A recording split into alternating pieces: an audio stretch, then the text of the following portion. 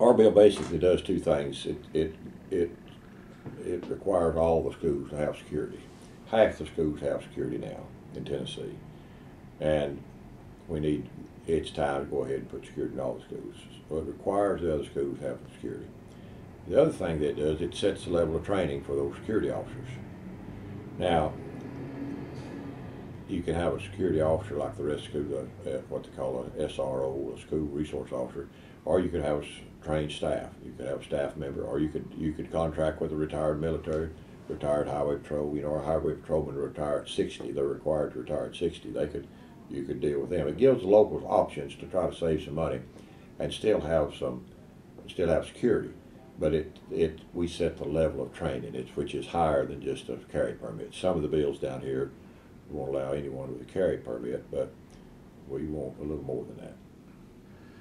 Is that something that you have talked about with other senators, that you kind of get a sense of who's on board with it, or kind of what kind of support you have for that? Most of these bills are pretty close.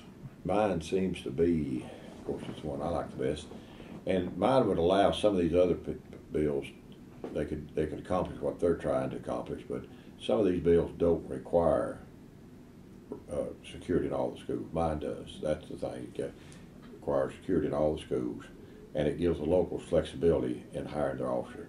It could be a staff member or someone they contracted with, or it could be a regular sheriff's deputy that they share. Like most SRO officers work for the sheriff's department, and when they're not at the school in the summertime, they work for the sheriff, and the sheriff would pay part of the salary, and the school would pay part of the salary. But this gives some options. I'm very sensitive on local control, and my bill, even though it does require to go ahead and put security in all the schools, it gives the locals some control over how they do it. And I know money's tight, and I know that there may be a better way than hiring a resource officer.